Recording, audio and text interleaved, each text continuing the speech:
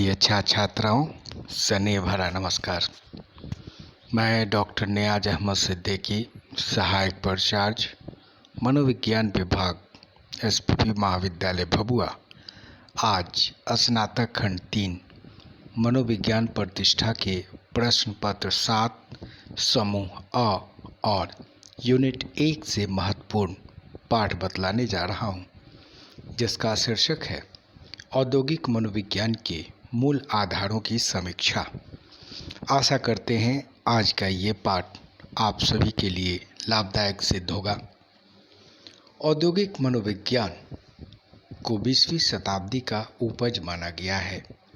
औद्योगिक मनोविज्ञान के प्रतिपादन में 1913 का वर्ष काफ़ी महत्वपूर्ण माना गया है। कारण इस विषय पर 1913 में मंस्टरबर्ग ने the psychology of industrial efficiency नामक पुस्तक लिखी थी।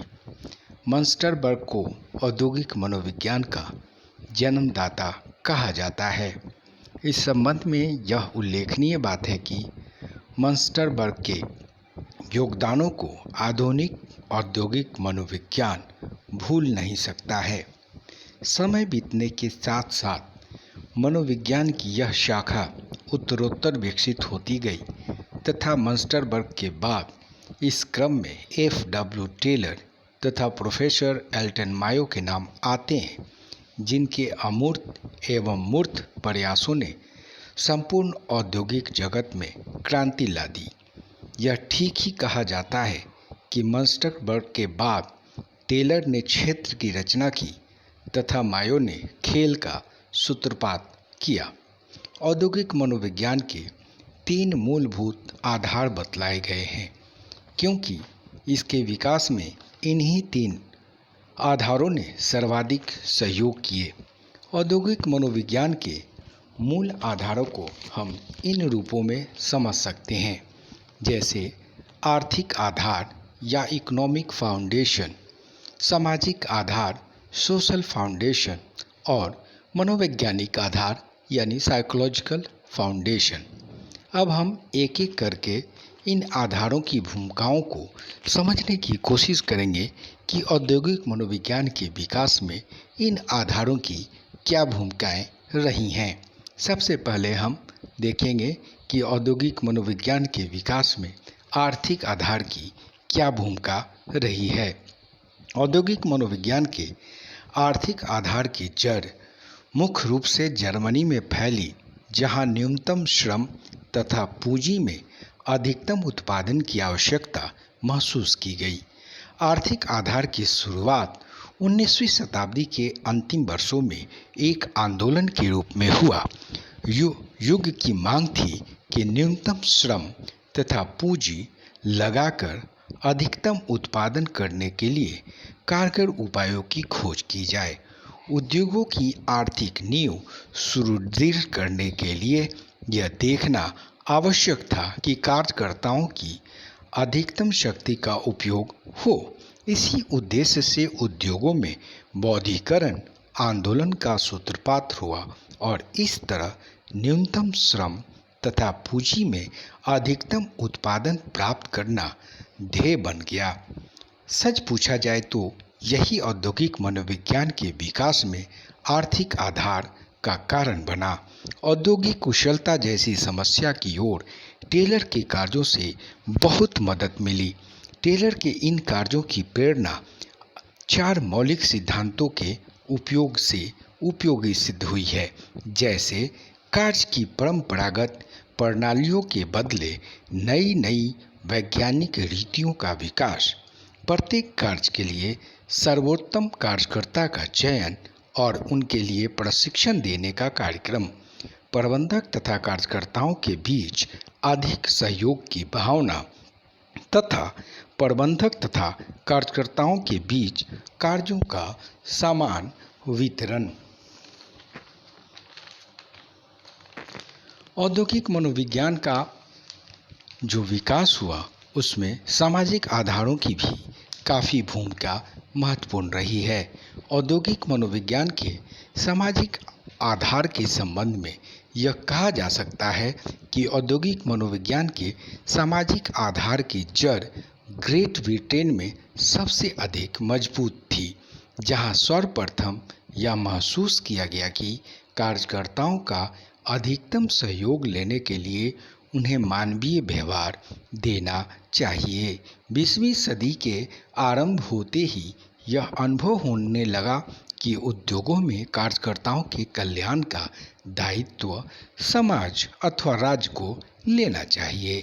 फलतः श्रम कल्याण कार्यों की ओर प्रयास होने लगे। औद्योगिक मनोविज्ञान के सामाजिक आधार के श्रम कल्याण कार्यक्रम के अंतर्गत कई बातें बतलाई गई, जिनमें प्रमुख बातें इस प्रकार थीं। दुर्घटना होने पर कानून द्वारा क्षतिपूर्ति की व्यवस्था करना, वृद्धावस्था में पेंशन की व्यवस्था करना तथा रोजगार के साधनों का प्रबंध करना। औद्योगिक मनोविज्ञान के सामाजिक आधार के अंतर्गत हर उद्योग में एक कर्मचारी विभाग की स्थापना की गई। मानवीय तथा सामाजिक संबंधों का अध्ययन कर औपचारिक तथा अनौपचारिक संगठन का महत्व, औद्योगिक नेतृत्व, मनोबल आदि संपत्तियों पर विशेष ध्यान दिया गया।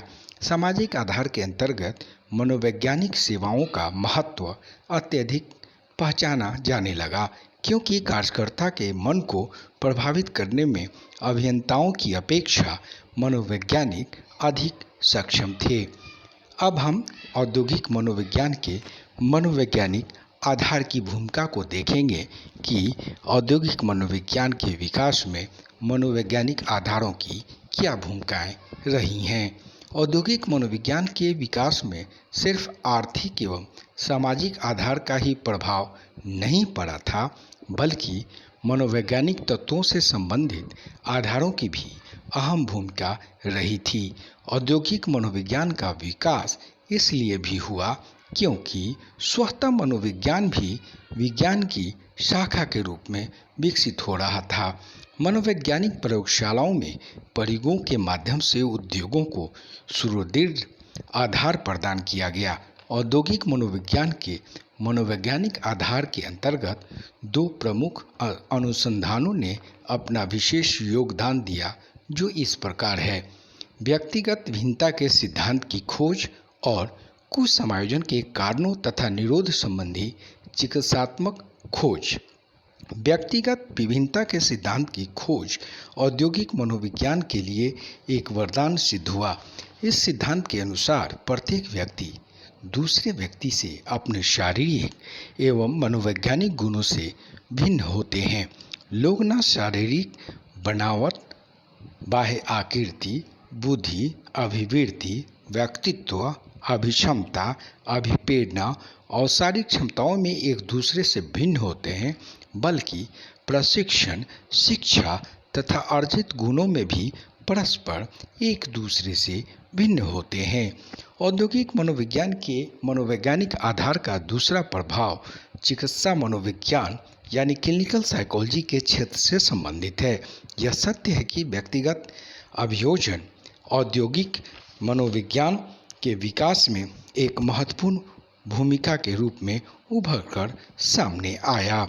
व्यक्तिगत अभियोजन औद्योगिक उत्पादन एवं कुशलता के लिए जरूरी होता है। मनोवैज्ञानिकों का ध्यान इस संप्रदाय की ओर आकृष्ट हुआ था। व्यक्ति के स्वास्थ्य अभियोजन संवेगात्मक संघर्षों से मुक्ति के उपयोग से संभव हो सका। नैदानिक मनोवैज्ञानिकों औद्योगिक विज्ञान के विकास में समुचित अभियोजन तथा व्यावसायिक परामर्श जैसे संप्रदायों से सहयोग पहुंचाया, जो औद्योगिक मनोविज्ञान के विकास हेतु मनोवैज्ञानिक आधार की महत्ता को उजागर करता है।